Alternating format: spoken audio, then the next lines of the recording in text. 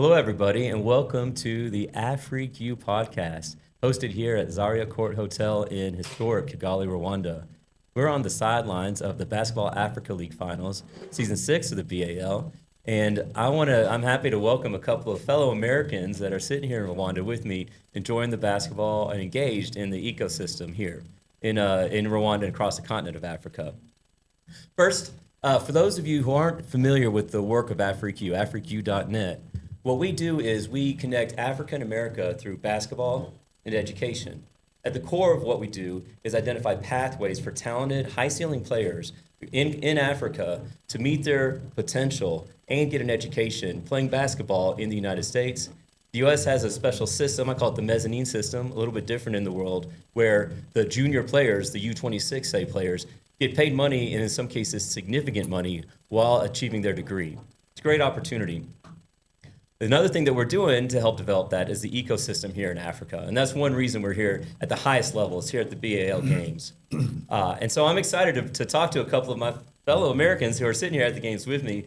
I'm going to ask you guys to introduce yourselves, give you your names, your background. We'll start with you, Joe, and then we'll go to you, Coach, and then we'll get into the interviews. Yeah, well, thanks, Michael. I'm Joe Montgomery. I'm from Lexington, Kentucky, and you might notice here I'm a big Kentucky sports fan, football and basketball primarily, and first time in Africa, and I'm here to really learn about the opportunities with African basketball. I'm helping AfriqueU kind of develop the ecosystem or network in the U.S. on that side of the ocean to receive these players that want to come to the U.S. and better themselves as people and as basketball players. Oh, that's wonderful. It's great to be here with you and experience the energy that's going on at the court and beside the court. Coach Corey Gaines, native of Macon, Georgia, who we met on the sidelines of this tournament just last year. Tell us a little bit about yourself and your story. Well, as you say, thank you anyway for having me. And as you say, I'm from Macon, Georgia originally, and born and raised. I'm a Georgia boy through and through.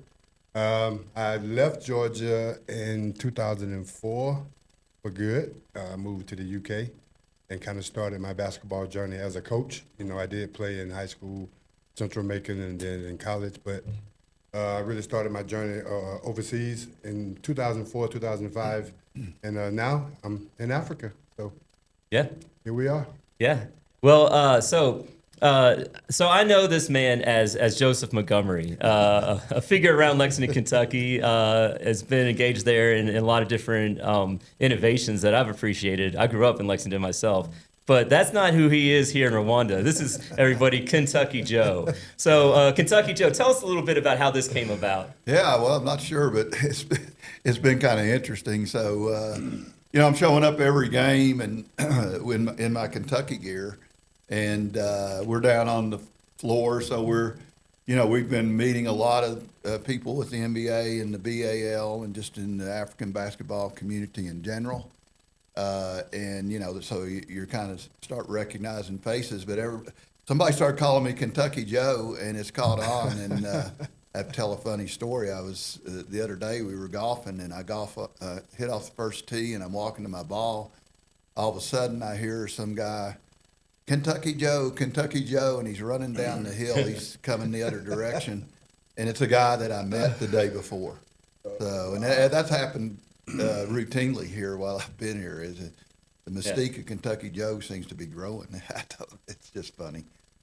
I want to follow up on that question a little bit because I'll say this as a native of Lexington, Kentucky, Kentucky and basketball are a little bit synonymous. And when people ask me how I got into this work doing basketball in Africa, short answer for me is that I've lived in Africa for about the last 15 years, most of the time as a diplomat. But the basketball part, if you're an American, is because I'm from Kentucky.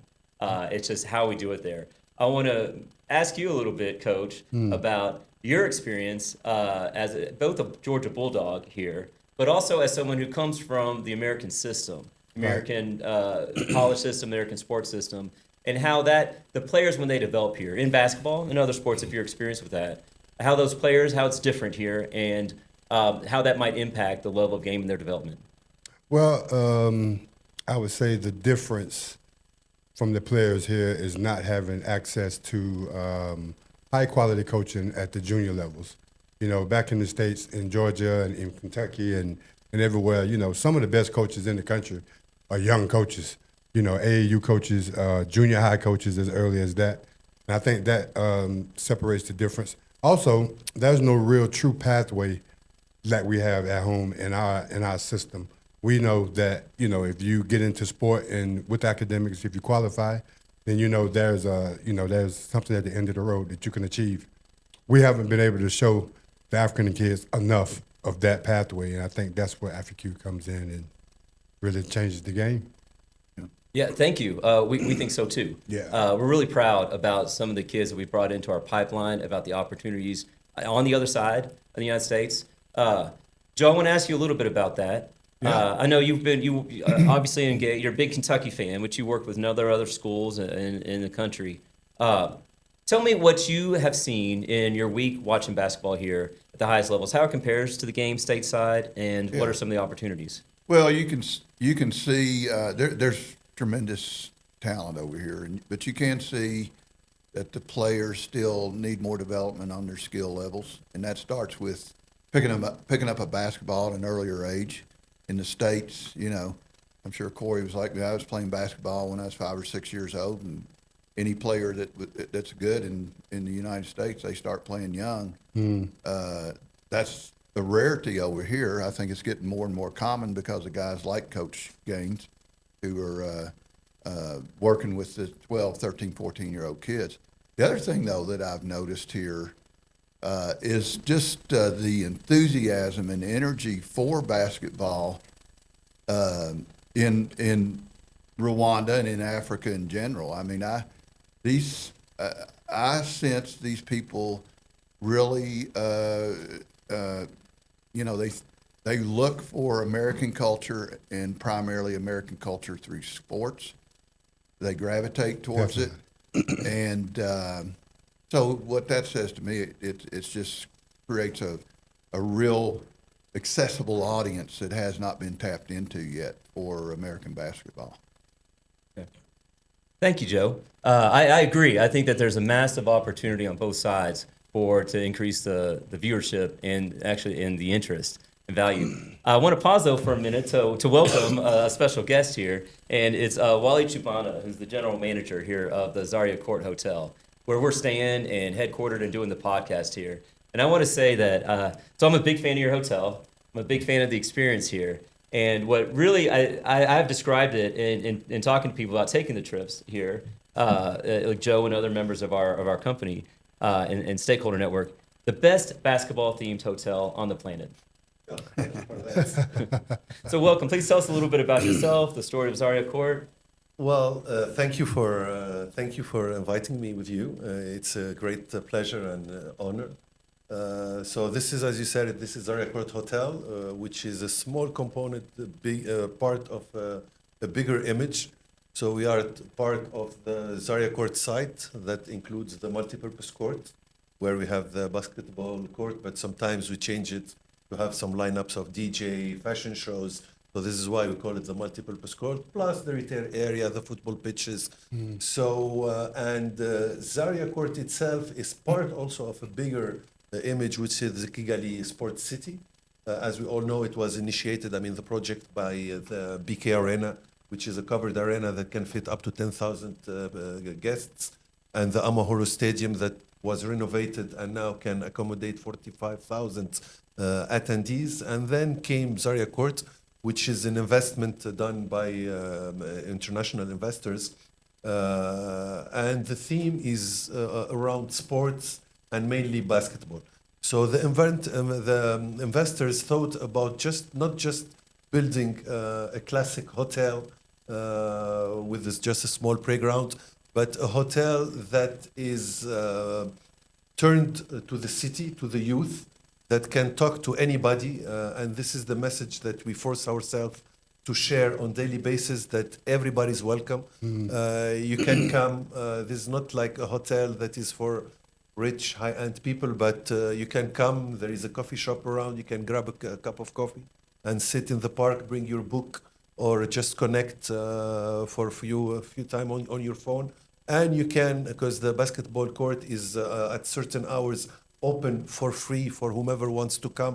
So this is typically the image that the investors wanted to share to the African youth. Come, express yourself the way you want. And us, Zaria Court Hotel, so as you said it, we are part of this with our gym, with our different outlets, with our main outlets, which is the sports bar that doesn't broadcast only football, even though it's the most popular sports here, but also the basketball, Formula One, cricket, and you name it. So this is it. Yeah, thank you.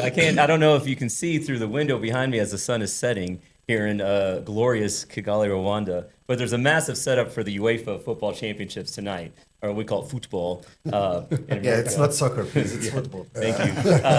And there's a considerable amount of energy, and we're really excited about the party about to start. But there's physically, at the heart of Zaria Court is literally a basketball court. It's really impressive, and it's such a core part of the community.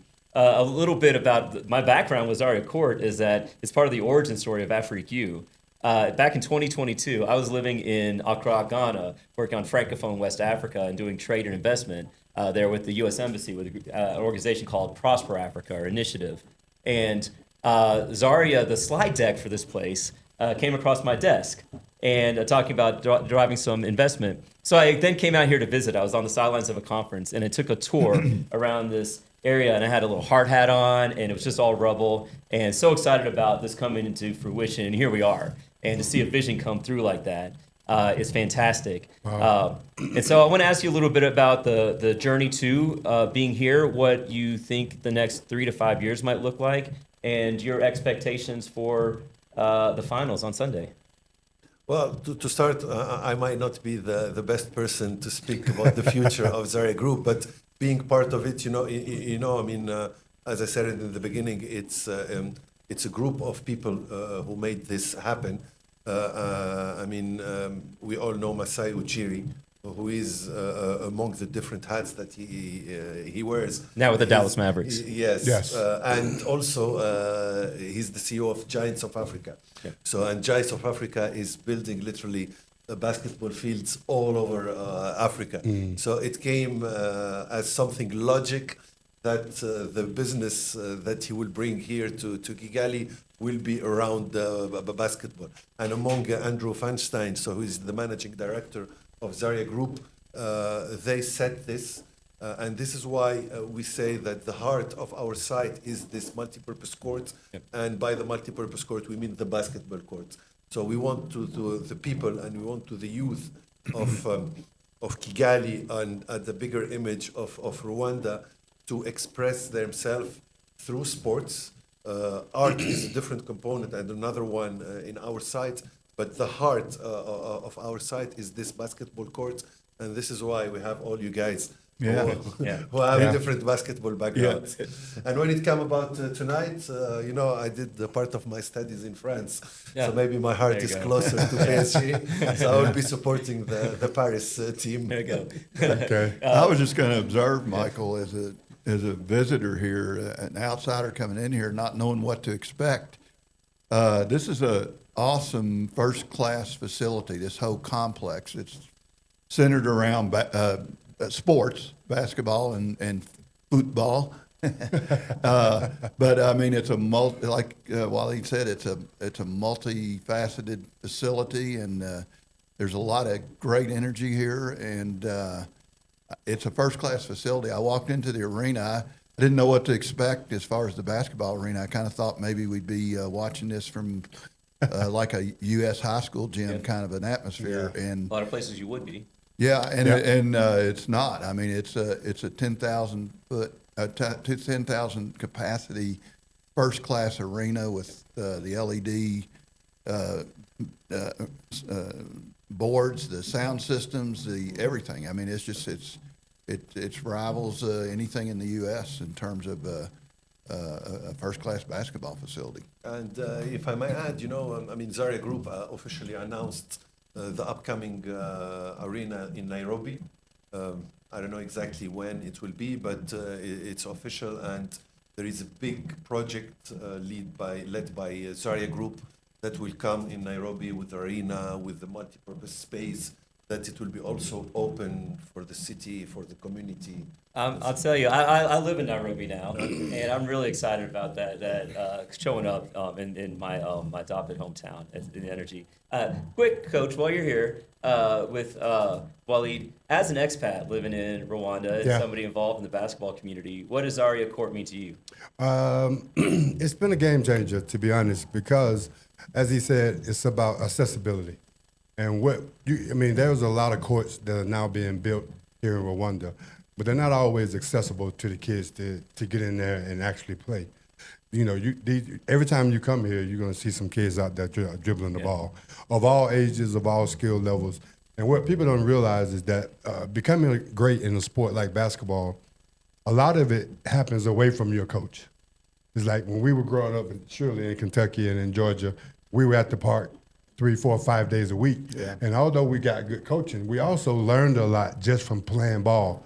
So I think the more courts that are coming along that are going to be accessible will really help the young people here. And also accessible to local businesses. Like, I have a sandwich shop, Ruma, and places like this where you have big crowds come around can be very accessible for business as well. So been very good. Well, I've got 2 more questions, real quick questions. But first, I want to say thank you again to Zaria Court Hotel for giving us. We had a little event at the poolside last night. It was really well received. It was a really nice time and perfect time with the sunset. The location here, just great. So you say PSG tonight.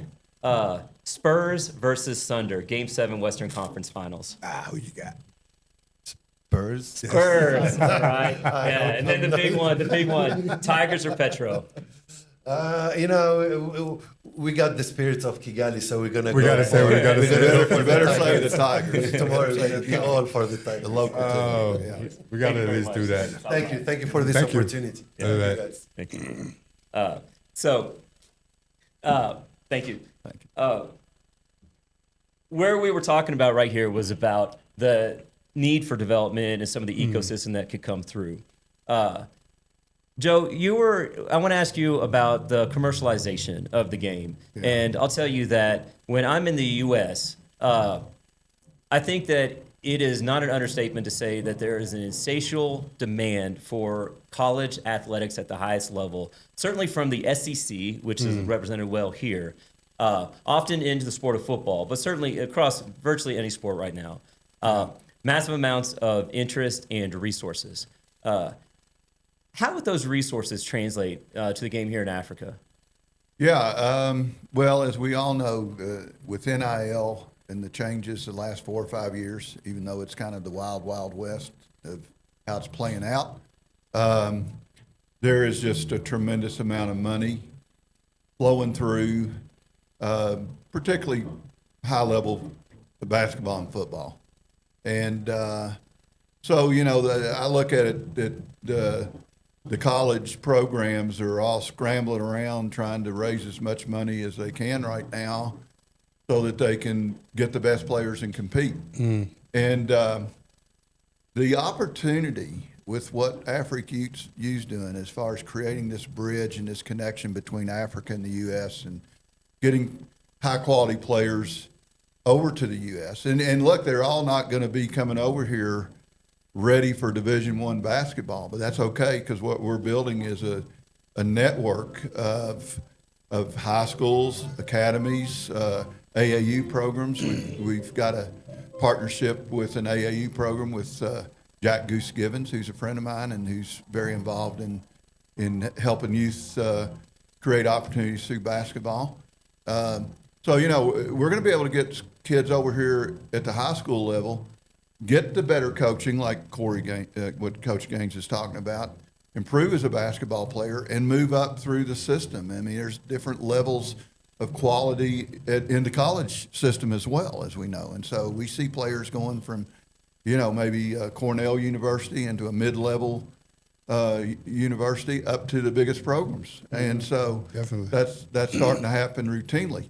Now, money drives everything, and I'm telling you, there is an insatiable, I can see it, there's an insatiable desire for basketball in particular, but just in American culture over here, that the college systems haven't tapped into yet. And so I think what's going to happen is that we're going to start seeing universities that do look for that connection between having an African player on their roster and being able to create new sources of revenue through the NIL and branding and marketing opportunities back here in that particular athlete's local domestic market.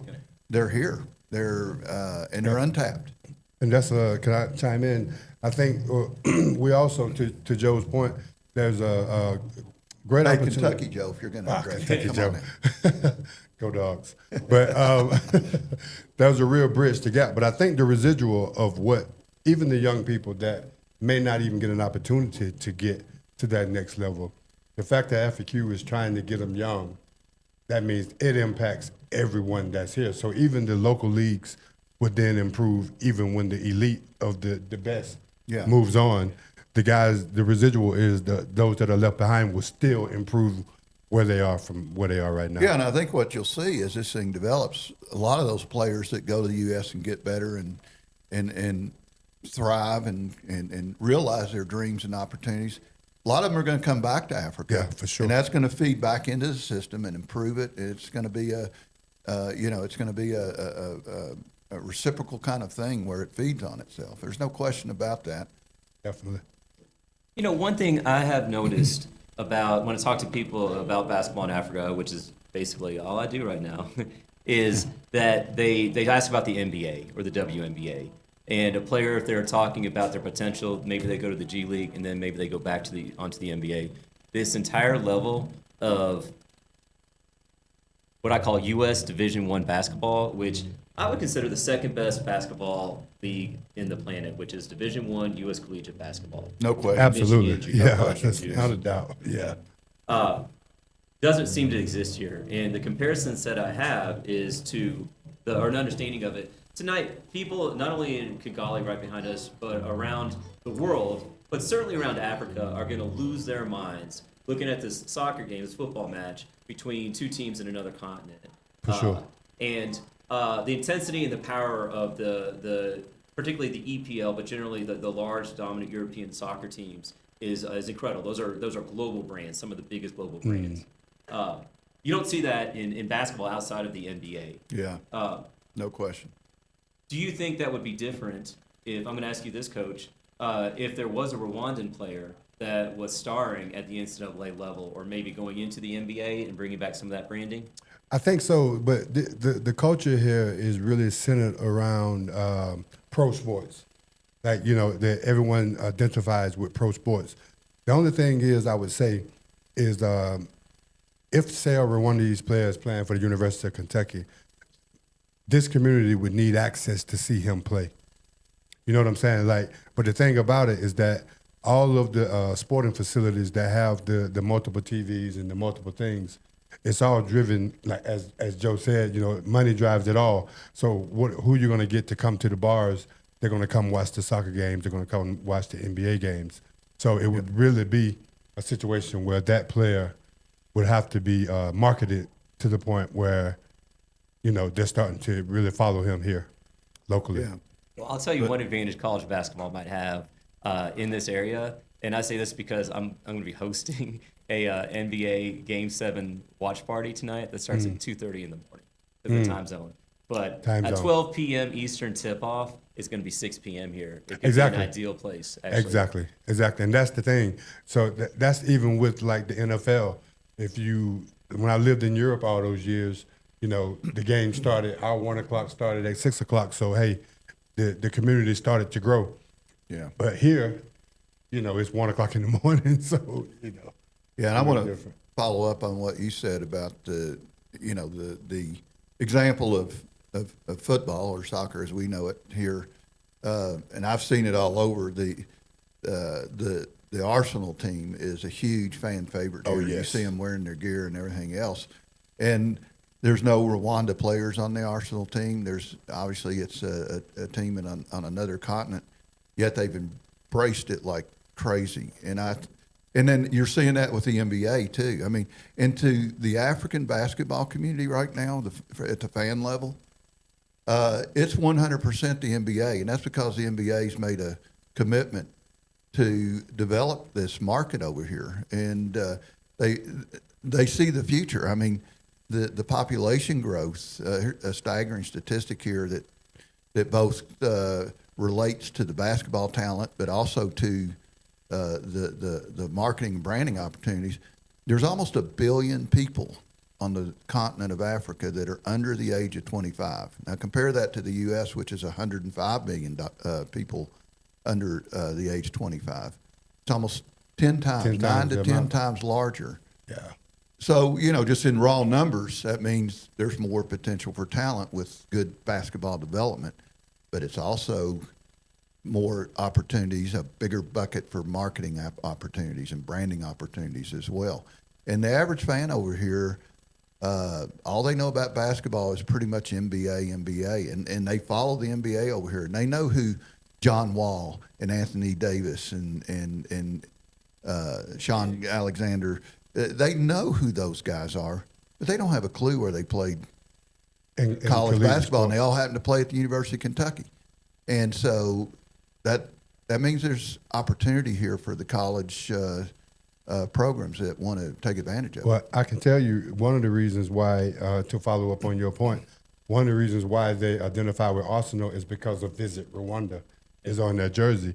And the same thing with the NBA now, the Clippers have Visit Rwanda on their jersey. So the first university to put Visit Rwanda as a partner. The point on that is that Arsenal saw the opportunity and Absolutely. they activated that fan loyalty through branding. Absolutely through branding. And Absolutely. so, can high, it doesn't even necessarily have to be high level college athletes. I mean, as we develop this with AfriqueU, we're going to start placing African athletes at every level of college basketball. When they go back to their hometown, or they're known in their hometown that they're playing over in the U.S., whether it's a lower level Division III school or the highest of the high Division I schools, they're going to get notoriety and a lot of fan enthusiasm back in their domestic markets. For sure. Well, I want to go back to a word that, Coach, I think you used, and that's professional. And the idea that the fan base here in Rwanda and generally around the world is that interest in professional sports. I'm going to channel my inner Jay Belis right here. Big time college basketball is 100% professional these days. People are getting paid, and I think that's all I'm saying in a good way. That ship has sailed. Yeah, ship has sailed. Yet they do represent universities. So the core value proposition of college athletics has to be that you are engaged with the university, and maybe or maybe not the players are pursuing a degree, but it is associated with usually large universities, the research, the education. Now, AfriqueU, we education's core to our value proposition in large part because we're dealing with young kids. So 14 to 18 is usually our the folks that we're working with. So you have to keep education, you have to keep community at the core in order to maintain the development. I want to ask you a little bit, Coach, about your thoughts about the changing landscape of college basketball, college athletics in general in the United States, and whether that could impact how things happen overseas, particularly in Africa. By far, I think, the largest source of talent on the planet, if not yet the largest source of players.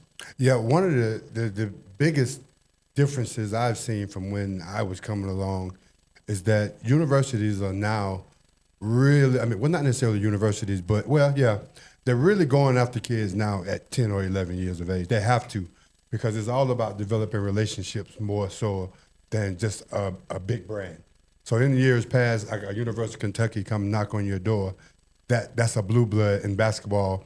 You're going to listen. Thank you. Well, still go Dogs. But however, now it's not necessarily blue bloods that can just walk in the living room now and get the most talent. It's about the relationship that you may have built through an AAU program as early as 8, 9, 10 years of age. You know what I'm saying? So that's a big difference. And to your point about education, what we find here on the continent now, particularly in Rwanda, is that English is being taught in schools as a number one language now, whereas in the past it was always French. So in order to get an African player from here into a university it was a huge barrier just because of the language barrier. Mm-hmm. But now you have a lot of English, UK schools. You have a lot of American international schools that are now popping up all around that are private schools, Yeah. and that helps from an educational standpoint because now they can go to the University of Georgia and they have enough of the English language that they can actually function, you know, and be functional. So yeah, but I like the NIL. I'm not totally against it. I think from a coaching perspective, it kind of handcuffs the coach a little bit.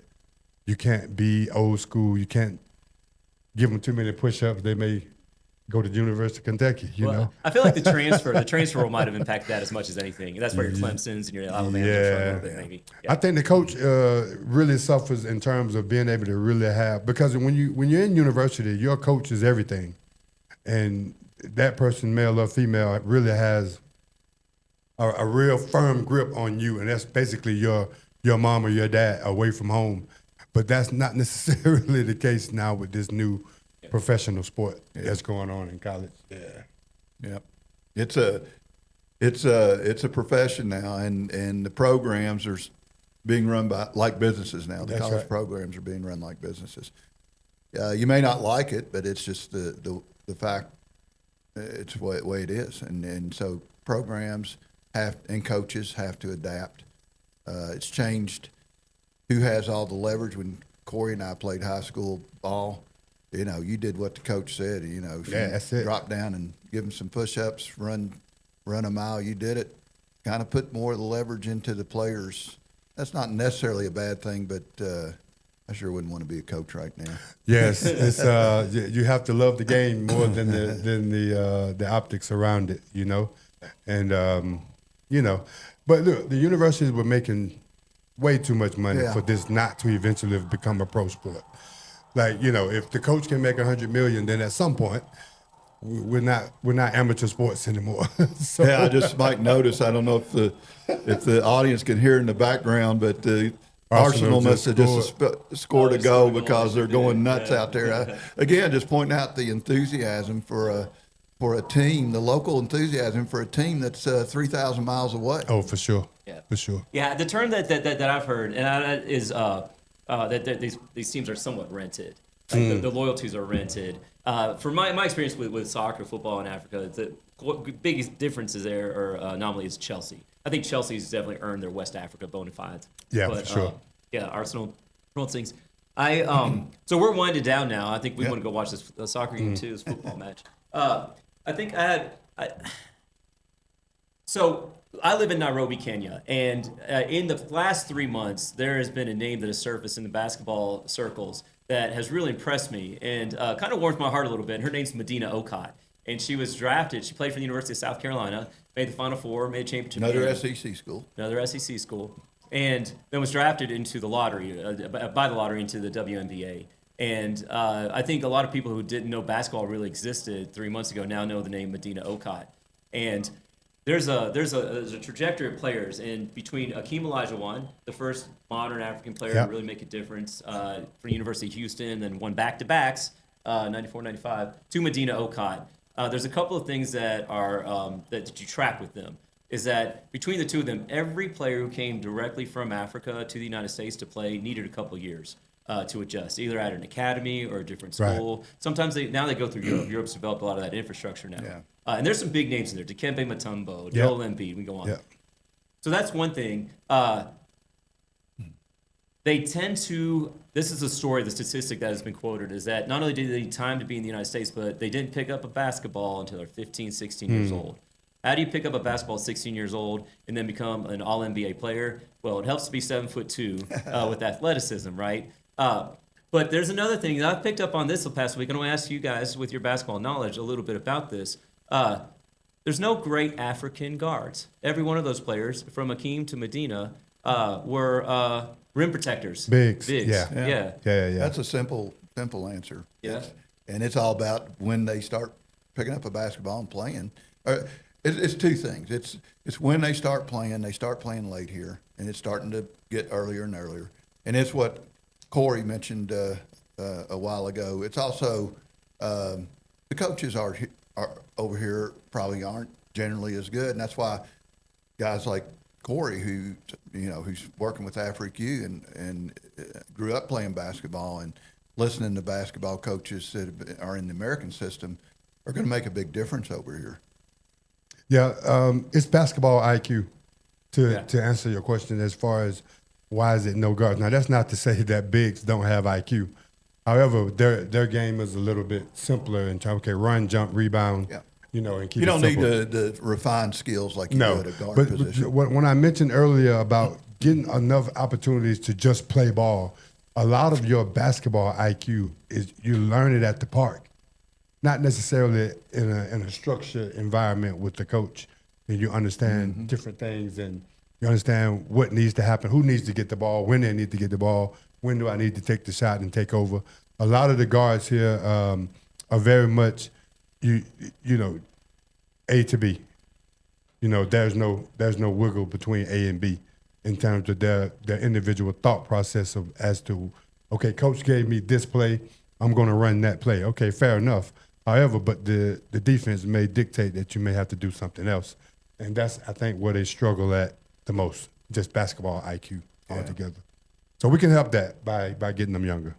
Yeah, when I talk to clubs and federations and folks here about what their interests are in helping take players to the States, what the benefit is, it tends to be that they come back with that basketball IQ, the ability to understand and get exposed. And when I talk to basketball people, the scouts and the coaches at the grassroots level, what the players seem to be missing a lot of, particularly from the rural areas where some great athletes come from, what they call coachability, right? And not just the ability to respond, so do your 50 push-ups, but the ability to respond when you're in a 2-3 and you go switch, and then they go to man, right? Exactly. Another one is the ability, we're working with youth, right? The ability to respond to direction and leadership and guidance from people in your community who you don't know.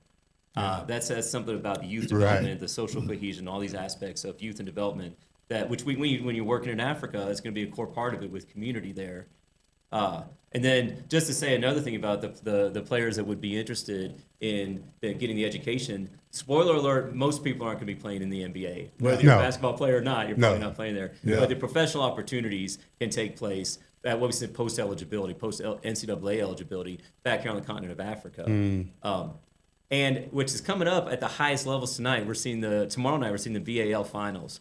So we're calling it BAL 6, Ball 6. It's a sixth season. I want to go into a new round where I wanted to do maybe a short answer round. Gents, I'm going to ask you please, we'll start with you, Coach. Give me, in one word, summarize Ball 6. Competitive. Competitive. And I say that because you can see that every team represented now has bridged the gap. The gap is getting smaller between just the higher funded squads. Yeah. So competitive would be my answer. Kentucky Joe? Yeah, he took my word. Head daggone Georgia Bulldog. So I'm going to switch it up, and I'm going to say enthusiasm, and that's coming from the awesome. fans. Yeah. I looked up the first game, and I told I'm sitting with Michael, and there's this big group of people. If you've been to a soccer game, they're beating the drums and they're singing and all that, and you don't see it at a basketball game in the U.S. And you see that over here, and I told him, I looked up, I said, a soccer game has broke out in a basketball arena. Yeah, in a basketball arena. And so their enthusiasm for this sport is just tremendous. I agree. Yeah, I refer in the most complimentary way, I refer to Rwanda as the Kentucky of Africa. Not only is it relatively small and in the center, and frankly, it kind of fly over most of the way, no disrespect to Rwandair, or Bluegrass Airport, but the passion for basketball is so real here in this country. Oh, yeah. Yeah, but it is, but this isn't the hotbed for basketball in Africa. I don't want to leave with that point. I think that enthusiasm is all throughout this continent. It's definitely growing. I've been doing my homework, and as far as basketball talent and maybe enthusiasm as well, Rwanda's is down the list a little bit. There's some hotbeds of basketball here that you can convert that enthusiasm even stronger. Yeah, definitely. Well, we'll maybe get into that in our next edition of this podcast. But Coach, I want to ask you, what What's the biggest lesson that you've learned as a coach? Patience. And having said that, I still can improve some more with patience. But coming to being in Europe for 15 years and now being in Africa, one of the things I had to learn is that a lot of my translations would get lost because the kids just didn't understand basketball terminology.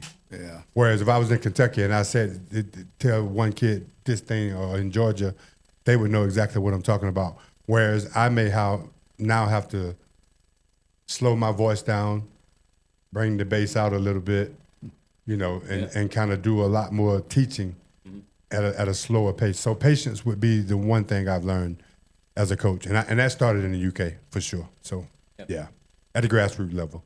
Nice. Yeah. Kentucky Joe, what advice would you give your younger self?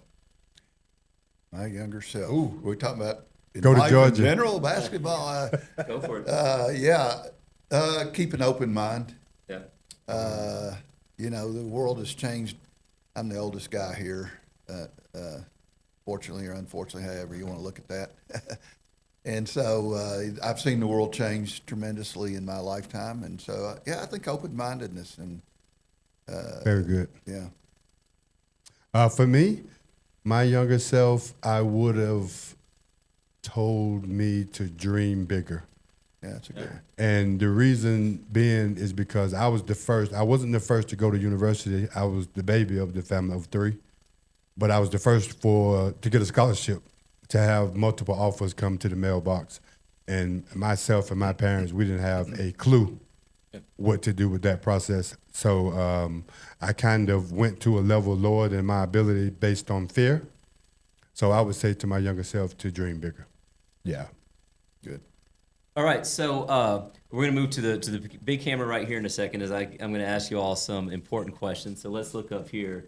Hello. So let me start. So this is a little bit cheating. Arsenal or PSG? Who do you got? Well, I guess I got to say Arsenal. I'm here in Rwanda, and And they're winning. I don't. Yeah. I didn't even know that. I've heard a couple of roars coming up from the crowd, and Yeah. Arsenal. Yeah. Yeah, it's been a while for Arsenal. I was in the UK for 18 years. They've gotten themselves back to where they supposed to be. So we'll go with Arsenal. Yeah. So we got a triple header going on here in Kigali because we got this game going on right now. 2 a.m, Game 7 of the Western Conference Finals. As basketball fans, what a treat! 2 years in a row to see a Game 7 of the Western Conference Finals. I watched the one last year here. It was a much earlier time of day, though. I think it was an after-game game in the States. On this 2 a.m. Who do you like, Spurs or Thunder? Oh, Spurs all the way. Spurs or Who Thunder? do I like, or who do I think's going to win? I'm not as big an NBA fan as I am. I'm a big college basketball and football fan, but me too. I think the Thunder are going to win just because of I'm always home court advantage, 7th game. That's an edge, man. Defending champ. That's 5, Defending 6 champ. points Yeah. advantage. Yeah. So I think the Thunder will probably pull it out tonight. Yeah, I'll tell you what I think. First of all, I want to point out we got Keldon Johnson sitting right here who made the trip, former Kentucky player and now 6th man of the year for the Sixth San man of the Antonio year. Spurs. Yep. So we know where our heart lies at this table. Even though There's 2 players on the Kentucky players on the Thunder too. Yeah, so. who are they? What are their names? They are Alexander for Alexander. sure, Shai Gilgeous-Alexander. and MVP. who's the other one? He played with Sheboy's last year. I'm going to blank on it myself.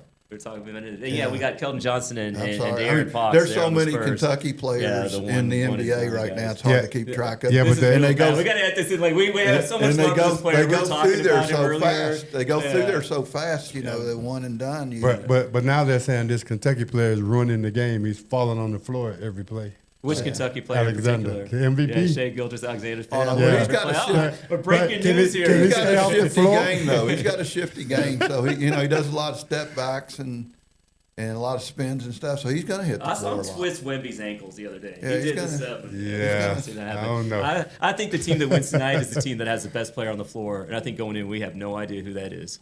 Yeah. I think we find out tonight. We find out. Yeah. All right. for sure. All right. Last question. Who do you got? Tigers or Petro? Let me give a little bit of background here. So the BAL Finals this year are between the home team, the RSSB Tigers out of Rwanda, against the Petro de Luanda one of the more dominant, if not the most dominant team in the history of African basketball. Eu falo pouco de português, então para mim eu gostaria de. Hey, what do you think? I have no idea. That's my way of saying "Vamos Rwanda" without having to say it on air in Rwanda. Who you guys got? Who you guys got? For me, I'm gonna be honest.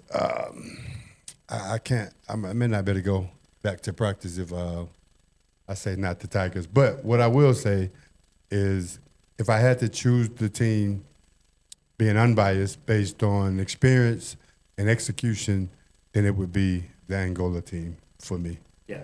Yeah, They're but, experienced. They got a good team. They yeah. remind me of like a mid-2000s Auburn team. Yeah. Now the Rwanda team, you know, they got a lightning rod that can really, if he's on it, then you're in trouble anyway. His name's Randall. Yeah, but last name Randall.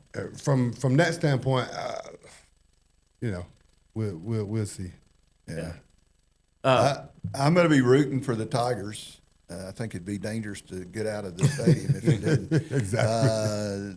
But I think it's all.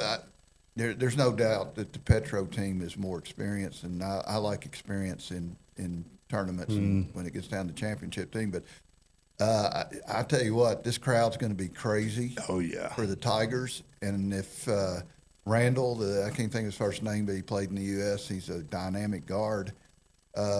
If he gets hot and he feels that energy coming from the crowd, he can light it up. Yeah, maybe, he can light it up. And the Tigers could win it. So I think it's going to fall a lot on his shoulders, whether he's on Or whether he's off. or if he's off.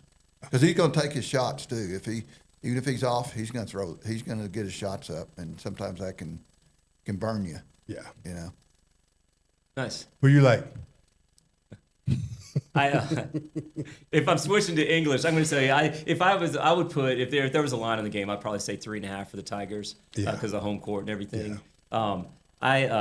I think Rwanda's going to take it. I think their rebounding is just going to be too much. I think they're going to control the ball and late in the game. If the shots aren't falling, I think the They won their game the other night because of rebounding. And we don't rebound well, to be honest. The Tigers, we give up too many second chance rebounds, in my opinion. But hey, it could change. Yeah. Let's see how it goes. But we're rooting for them. Gentlemen, this has been a real pleasure talking with you, and it's been a real pleasure doing basketball with you fun. here in Rwanda for the past week. So thank you for taking the time to sit with us in scenic Kigali, Rwanda. And I'm telling you, if you're back, in my case, back home, think about coming on out here. It's a really great time. There's a lot of basketball. There's a lot of other stuff going on too. And they'll be here next year, same time.